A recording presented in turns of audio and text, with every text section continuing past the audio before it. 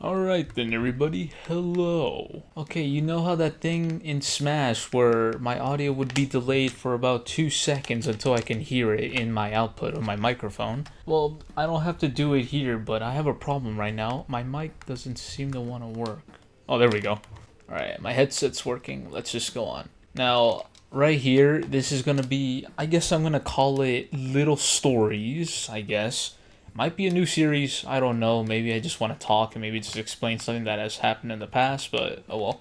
I'm gonna be talking about a little story about a camp that I had last year, and I wanted to make a video about it, but because I had such a terrible laptop that couldn't really function correctly, I wasn't able to do anything with the story because, well, when I recorded it, it kept just crashing every single time and my audio would just corrupt. So now that I have this, I'm able to do that, I guess. Now, what I'm going to be doing right here, if you're trying to understand, I am playing Borderlands 2. I am in overpowered level 6 and I am having myself a double penetrating unkept herald conference call. I even have myself a OP4 flak, not a flacker, interfacer. Right now I'm trying to get this gun but in OP6. You can see the top number, OP6, and the thing that's surprising is that this shotgun is weaker than this one, even though if it's 2 OP levels below, which is weird. I'm gonna be going over here.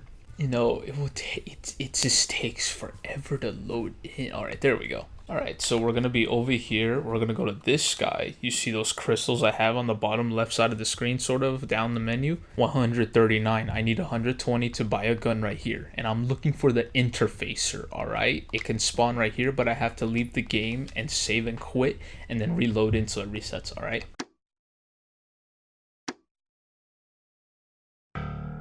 What the? Now that we got that out of the way, I'm going to be talking about the story about my camp trip last year with my mother's side of the family, with cousins. Okay.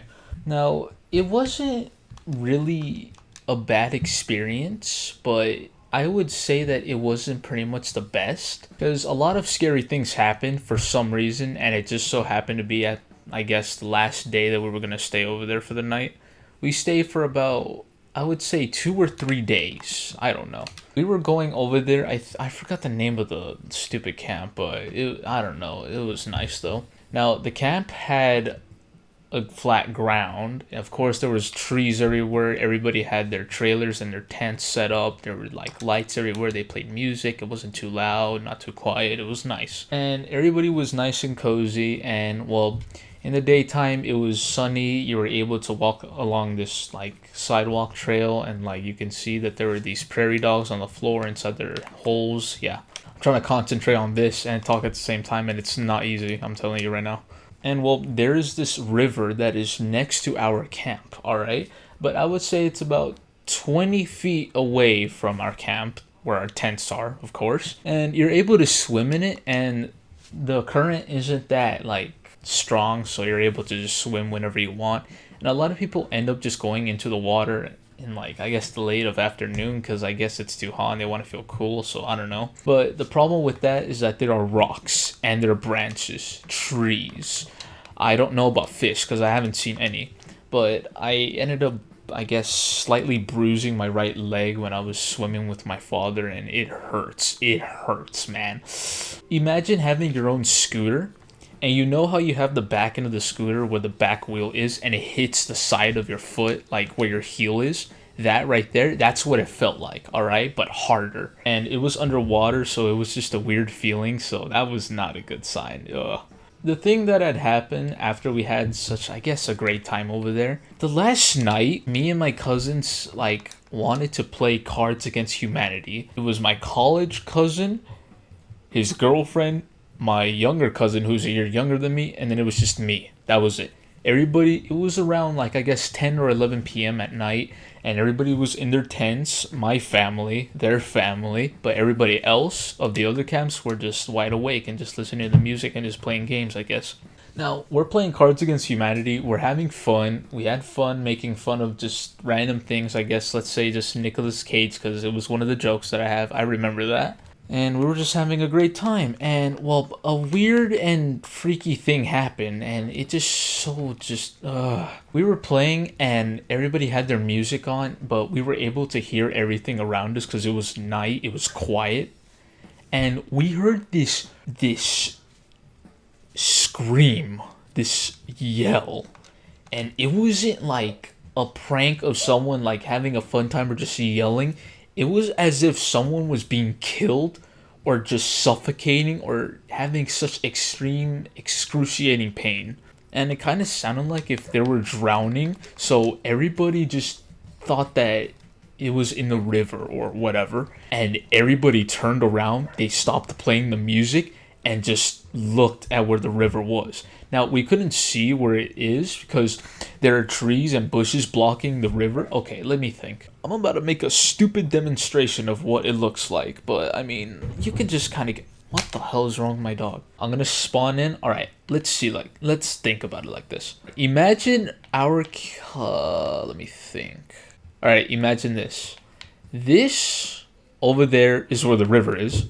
Let's say you go around like 20 or 30 feet. This is our camp, alright? And you have the river right here, but there are trees and bushes blocking our path to see where the river is, so we couldn't see what was going on. You would have to go a little bit farther over here in order to get into the water, but I mean, it's fine, alright? Now, that was our view, and if you go all the way this way, you pretty much just couldn't even go inside the river because it was just blocked off. So it was just right here. Everybody looked over there, and it was just horrifying to some people. We were freaked out because we didn't know what was going on, obviously, and we were just curious.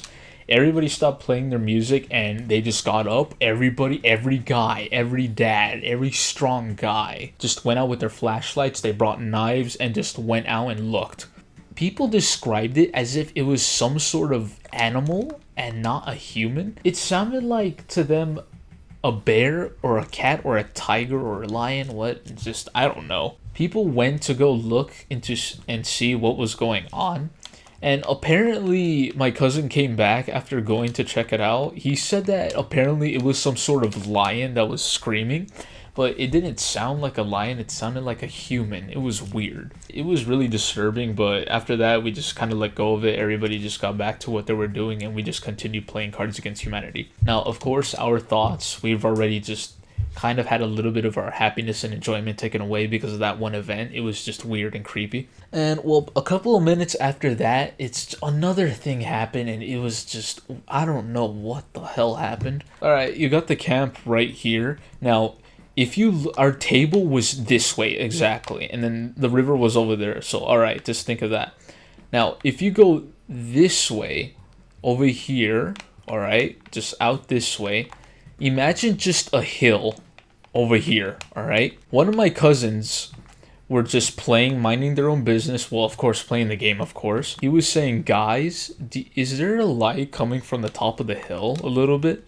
And we looked and turned our heads, and we saw this like little fire, or we don't know what was. It was weird. And it was just really bizarre because we already thought, well, it can't be a fire because then everything would just be completely ignited in flames. Because there's grass everywhere and it's dried up because it's so hot, and there's just giant trees out there. And we knew it wasn't a car because it wasn't like yellowish or whitish. It was just orange and red. It just looked like a fire, but it was completely still. It's, I don't know. It's like if you take a fire flame and just kept it still, it didn't move at all, and just laid it on the top of the hill. And of course, it just had a little bit of light so you were able to see it. And well, we wanted to go investigate, but it was too dark out, and our flashlights probably weren't even going to help us any bit. Plus, we didn't want it to get into any trouble, and we didn't want anything to happen to any of us, so we just like stopped and just continued and mind our own business. And well, after that, it ended up just going away, and we were just still weirded out. So then after that, we just like called it a night, I guess.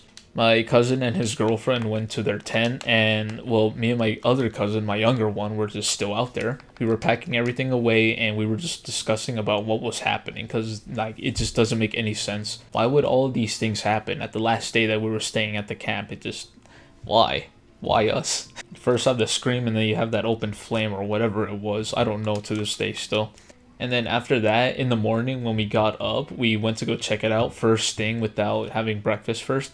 And we looked everywhere, and we didn't see any signs of having a fire around. It was bizarre. We were thinking maybe we should have checked earlier, but we were still unsure, but at least we're safe, so I don't know. Now you see that I've been trying so much to try to get this stupid shotgun. I mean, it's not stupid. It's stronger than a conference call. 2 OPs above 2. But I don't know what's happening. It's supposed to spawn in. I'm guessing maybe it's because I have to restart the playthrough and maybe get another roll in at this DLC and see if it has a different selection, or I don't know what I'm saying. And well, after we did that, we decided to just check out the river as well in the morning, and we didn't see any sort of trace around of any animal, or I don't know. So yeah, that was the bizarre adventure that we had.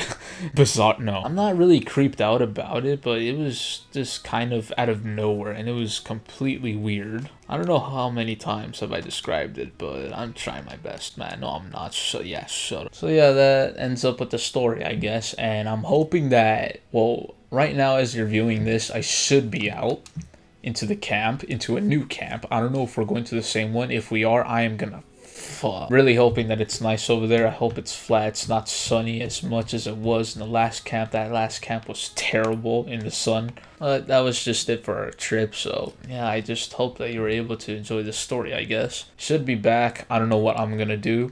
Maybe I might go back to Sekiro because I completely forgot about the game.